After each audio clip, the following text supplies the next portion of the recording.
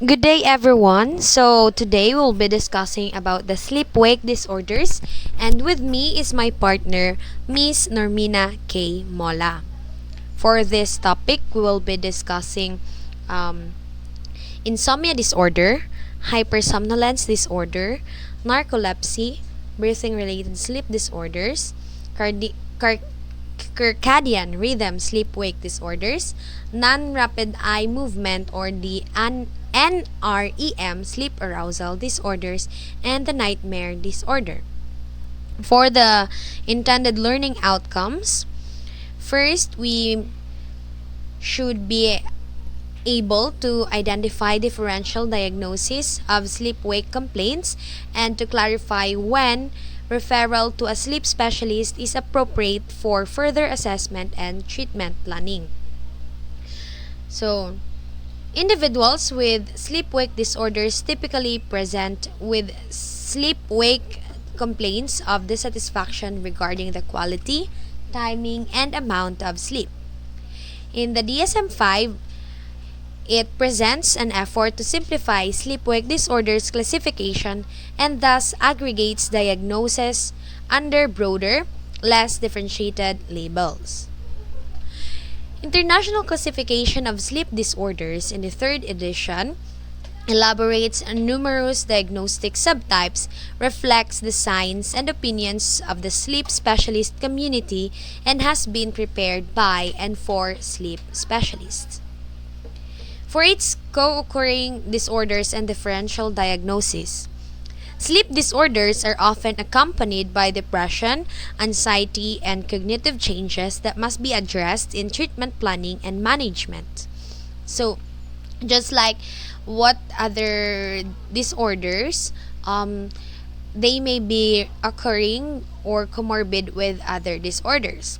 Um, sleep disorders are not just treated alone, maybe because they are accompanied by other disorders or a side effect of a medication. They may also represent a prodromal expression of an episode of mental illness. Sleep wake disorder may be a part of some mental disorders. The differential diagnosis of sleep-wake complaints necessitates a multidimensional approach. So, it's a multidimensional approach because just like what I've said earlier, it is not just treating the sleep-wake disorder, but also it is seeing or looking on the other aspects if it is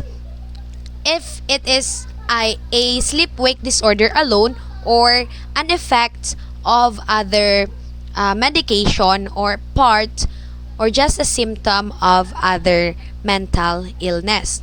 So for the key concept and terms, we have here the four distinct sleep stages and could be measured by polysomnography. REM sleep and three stages of NREM sleep. The N1, N2, and N3. So REM sleep, they occur during which the majority of typical story-like dreams occur, and it occupies about 20 to 25% of total sleep.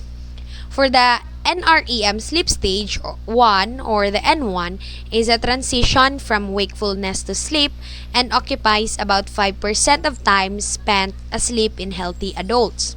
For the NREM stage 2, it is characterized by specific electroencephalographic waveforms and occupies about 50% of time spent asleep.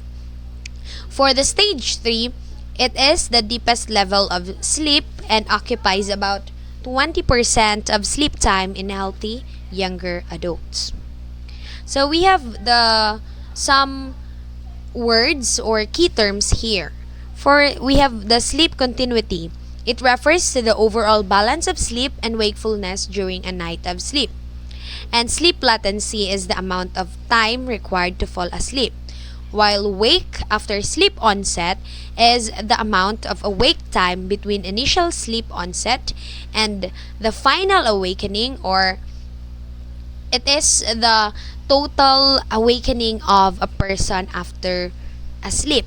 It is expressed in minutes, and the number of awakenings, these are the times of awakenings in between of the sleep. And sleep efficiency is the ratio of actual time spent asleep to time spent in bed. So it's association with suicidal thoughts or behavior.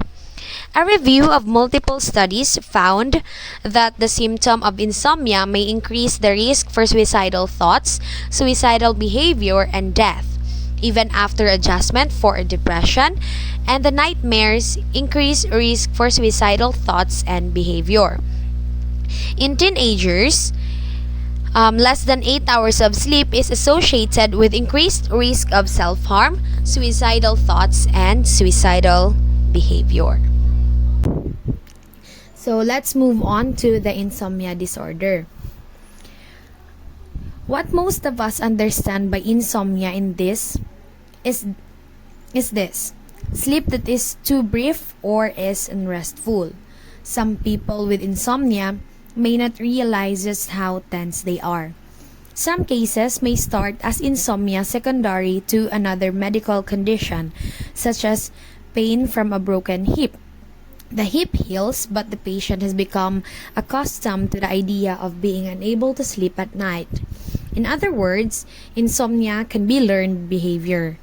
Indeed, many medical illnesses can lead to the symptoms of insomnia disorder. So just like what I've said earlier, in sleep-wake disorder, we should be checking also the other parts or aspect of someone's health, because maybe the disorders they are experiencing is just a result of their other medical illnesses. So let's proceed to the DSM-5-TR diagnostic criteria with a code 780.52 G4700. So for the first criteria, we have a predominant complaint of dissatisfaction with sleep quantity or quality associated with one or more of the following symptoms. First, we have difficulty initiating sleep. In children, this may manifest as difficulty initiating sleep without caregiver intervention. The second one, difficulty maintaining sleep, characterized by frequent awakenings or problems returning to sleep after awakenings. In children, this may manifest as difficulty returning to sleep without caregiver intervention. Third one, early morning awakening with inability to return to sleep. The second criteria is this: the sleep disturbance causes clinically significant distress or impairment in social, occupational, educational, academic, behavioral, or other important areas of functioning. Next, the sleep difficulty occurs at least 3 nights per week. The sleep difficulty is present for at least 3 months. The sleep difficulty occurs despite adequate opportunity for sleep. The insomnia is not better explained by and does not occur exclusively during the course of another sleep-wake disorder. The insomnia is not attributable to the psychological effects of substance. And lastly, coexisting mental disorders and medical conditions do not adequately explain the predominant cause of insomnia. Specify if: first, with non-sleep disorder mental comorbidity; second, with other medical comorbidity; third, with other sleep disorder. In each case, specify the coexisting disorder. For the coding notes, we have for episodic, it should be 1 to 3 months. Any shorter duration insomnia disorder would actually have to be coded as other specified insomnia disorder. For persistent, it should be duration of more than 3 months. And recurrent, if more than 2 episodes in 1 year. For the core or essential features, it's mainly quality or amount of sleep that causes complaint.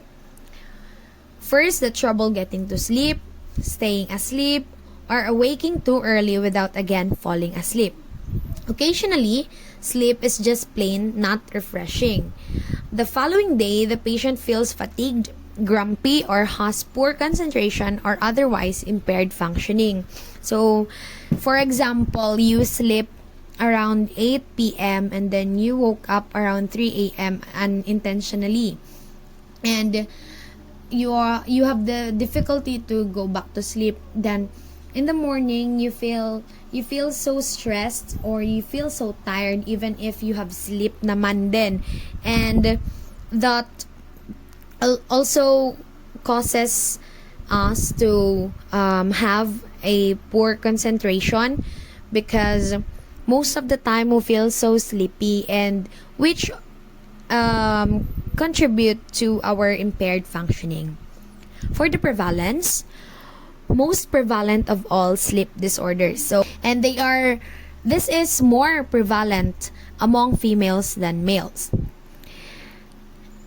10 to 20% of individuals complain of significant insomnia symptoms. And insomnia complaints are more prevalent among middle-aged and older adults. 1/3 of adults report insomnia symptoms. 10 to 15% experience associated with daytime impairments, and 6 to 10% have symptoms that meet criteria for insomnia disorder. For its development and course, it can occur at any time during life, but the first episode is more common in young adulthood. In women, new onset insomnia may occur during menopause and persist even after other symptoms have resolved. For the differential diagnosis, from the normal sleep variation. Short sleepers differ from individuals with insomnia disorder by the lack of difficulty falling or staying asleep and by the absence of daytime symptoms. So it is not automatically an insomnia disorder if we cannot we cannot fall asleep immediately, because there are people who are really short sleepers. Clinical insomnia differs from age-related sleep changes. Insomnia differs from sleep deprivation due to inadequate opportunity for sleep resulting from obligation forcing an individual to stay awake. So, there are times that we sleep late and wake up late. However, they are not considered as insomnia, especially when it is our choice to stay awake late or to wake up early than the earlier, and we will not meeting the ideal duration of sleep. Next, for the situational and acute insomnia, a condition lasting a few days to a few weeks, often associated with life events or which changes in sleep schedules. For delayed phase and shift work types of circadian rhythm sleep-wake disorders. Delayed sleep phase type reports sleep onset insomnia only when trying to sleep at socially normal times. Shift work type differs from insomnia disorder by the history of recent shift work. So, especially those who are working at night and they have this shifting time, it doesn't mean that you cannot you have the insomnia disorder if you cannot sleep on the right time. However, it is just considered as the transition of the shifting of our body clock. For the restless leg syndrome, often produces difficulties initiating and maintaining sleep.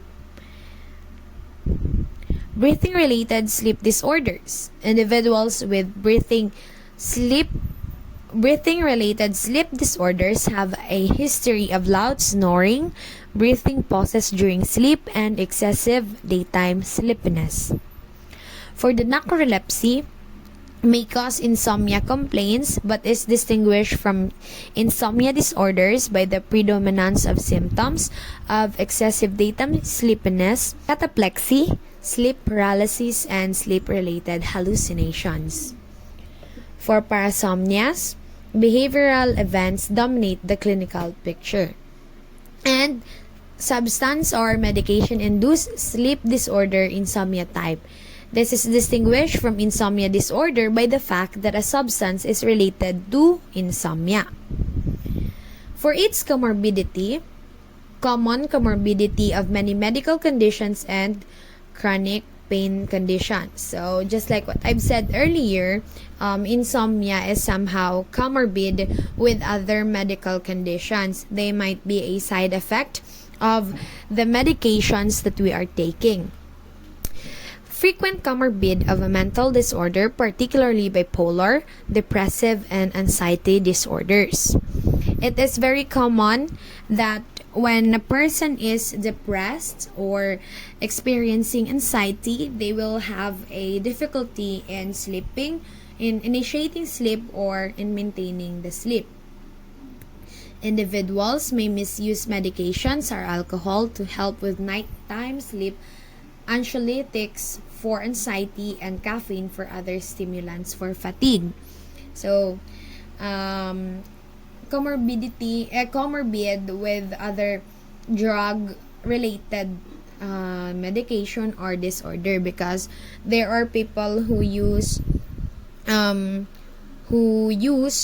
alcohol or other medication to fall asleep, and sometimes they cause another sleep-wake disorder or other disorders. For its treatment, treating insomnia typically involve sleep-inducing medication, cognitive behavioral therapy for insomnia or the CBTI, or a combination of both of these measures. Positive lifestyle changes may elevate symptoms for some people as well. Let's proceed to the second disorder, the hypersomnolence disorder. So the hypersomnolence disorder, or the HD, includes conditions of hypersomnolence that occur with medical, mental, or other sleep disorders, and some that are apparently freestanding. People with HD tends to fall asleep easily and rapidly, often in 5 minutes or less, and they may sleep late the next day. Although total sleep time is likely to be 9 or more hours in 24. They may feel so chronically tired and sleepy that even after a normal night's sleep, they take daytime naps. They tend to be long and unrefreshing. They don't improve things much.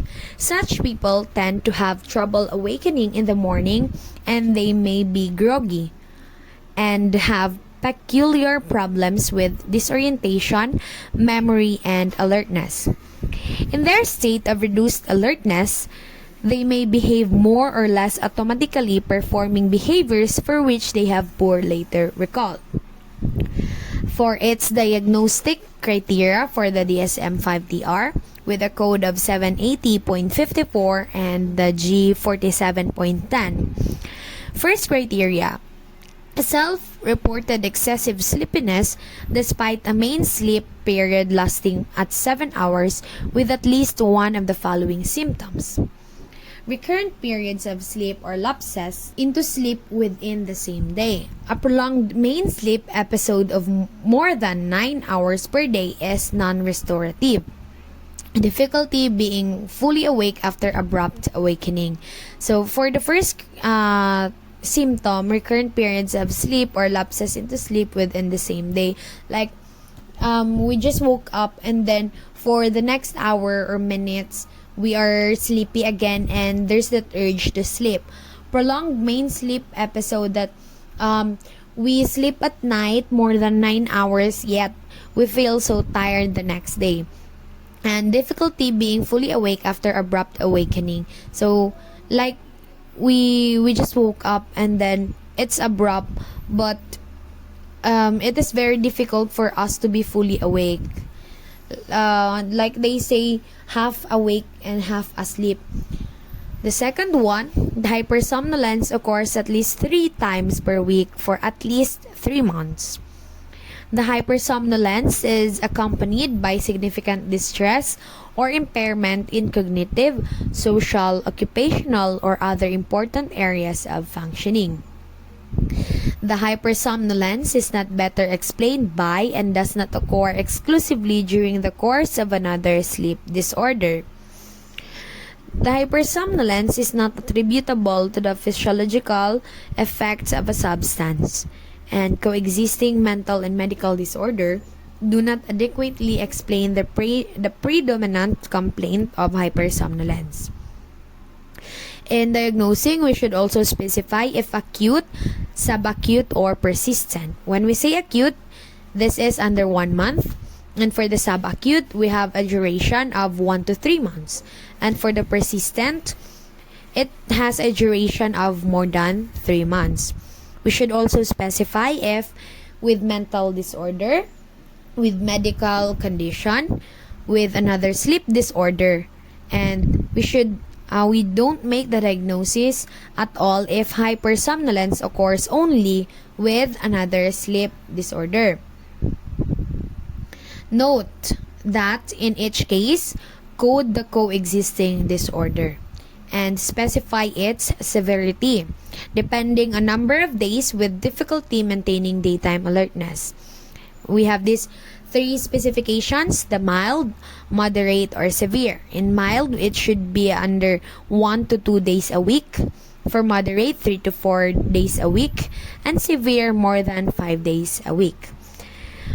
For its core or essential features, first, the patient complains of severe daytime drowsiness even after 7 hours of sleep, repeatedly naps or falls asleep each day, has difficulty remaining fully awake, or sleeps long, more than 9 hours a night, but doesn't sleep well, or it isn't refreshing. Individuals with hypersomnolence disorder fall asleep quickly and have a good sleep efficiency that is greater than 90%. Next, we have for during the period, the individual appears awake, but there is a decline in motor dexterity. Behavior may be inappropriate and memory deficits. Disorientation in time and space and feeling grogginess may occur. This period may last some minutes to hours. Sleep inertia is the prolonged impairment of alertness at the sleep-wake transition. Automatic behavior, usually of a very routine or low complexity type, is carried out with little or no subsequent recall. For its prevalence, 5 to 10% of individuals who consult in sleep disorders clinics with complaints of daytime sleepiness are diagnosed as having hypersomnolence disorder. Occurs relatively equal frequency in males and females. For its development and course, symptoms begins between ages 15 and 25 years with a gradual progression over weeks to months. Fully manifests in most cases in late adolescence or early adulthood with a mean age of onset of 17 to 24 years old. Individuals with hypersomnolence disorder are diagnosed on average 10 to 15 years after the appearance of first symptoms. Risk and prognosis factors, we have the genetic and physiological. Hypersomnolence may be familial with an autosomal dominant mode of inheritance. So, simply as hypersomnolence can be inherited. For the differential diagnosis, it's difference from normative variation in sleep. Long sleepers do not have excessive sleepiness, sleep inertia, or automatic behavior when they obtain required amount of nocturnal sleep. Unlike hypersomnolence, insufficient nocturnal sleep is unlikely to persist unabated for years. A diagnosis of hypersomnolence disorder should not be made if there is a question regarding the adequacy of nocturnal sleep, because they can be charged or diagnosed to another symptoms. Poor sleep quality and fatigue, different from excessive sleepiness related to insufficient sleep quantity or quality and fatigue. Breathing related sleep disorders. Polysomnographic studies can confirm the presence of apneic events in breathing related sleep disorder and their absence in hypersomnolence disorder. For the circadian rhythm sleep-wake disorders, circadian rhythm sleep-wake disorders are often characterized by daytime sleepiness. Parasomnias rarely produce the prolonged, undisturbed nocturnal sleep or daytime sleepiness characteristic of hypersomnolence disorder. Other mental disorder. Complaints of daytime sleepiness may occur in major depressive episode with atypical features and in the depressed phase of bipolar disorder. For its comorbidity, can be associated with depressive disorders, bipolar disorders, and major depressive disorder with seasonal pattern. At risk for substance-related disorders, particularly related to self-medication with stimulants. Neurodegenerative conditions may also be associated with hypersomnolence. For its treatment, stimulants are most commonly prescribed to treat hypersomnolence.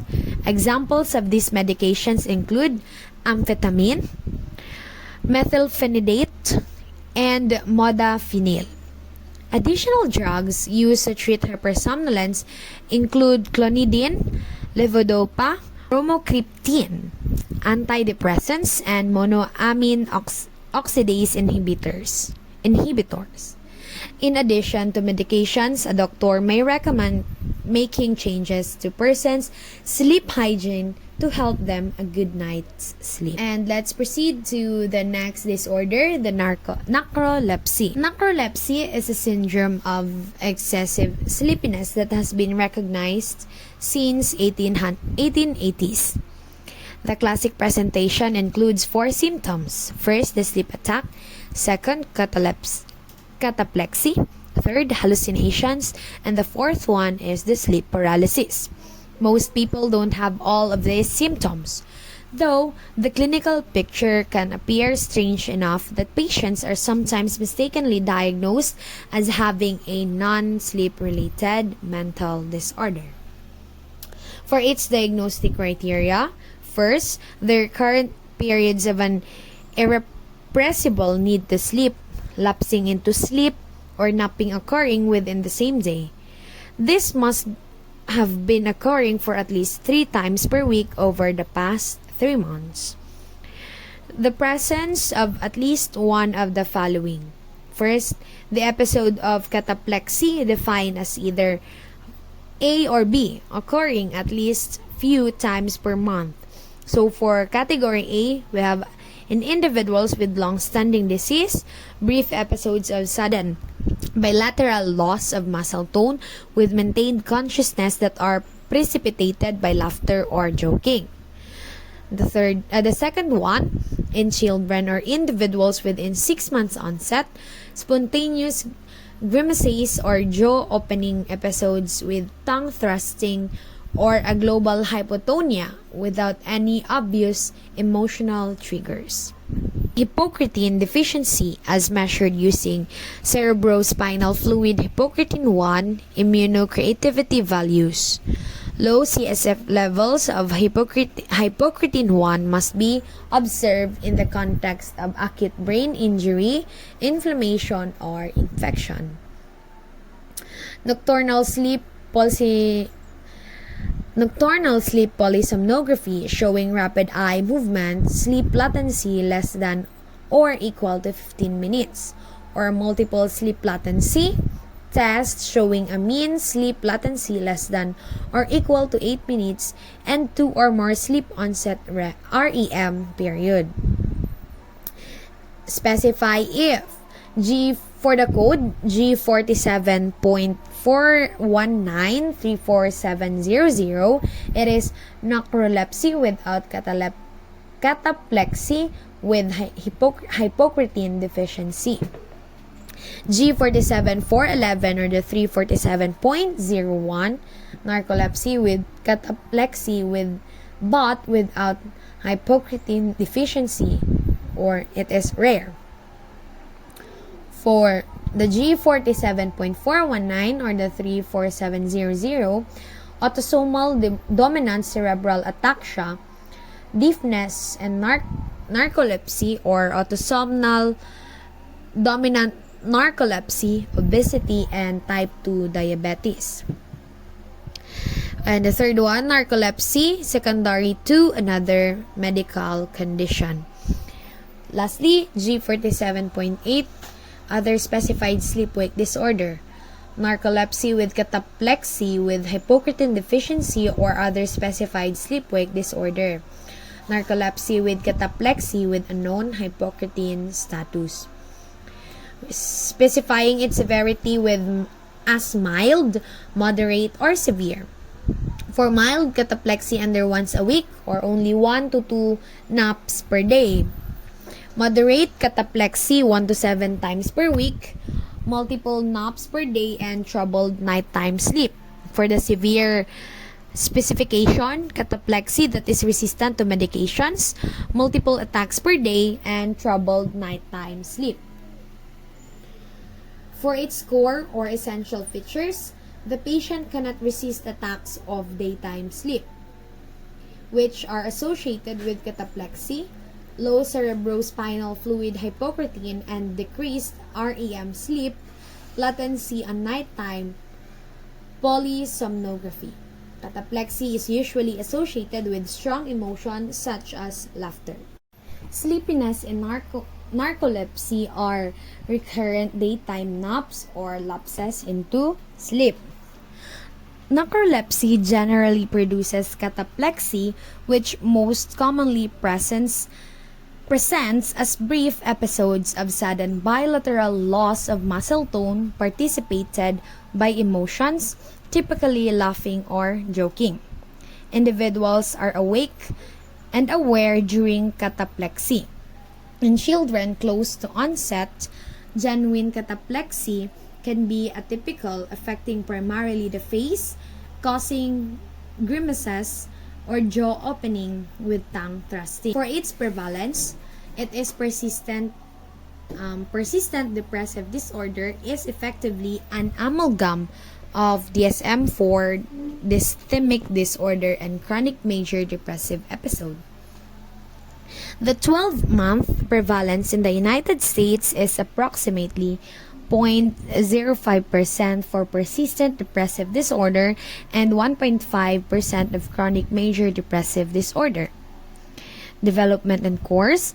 Onset is typically in children and adolescents, young adults, but rarely in adults.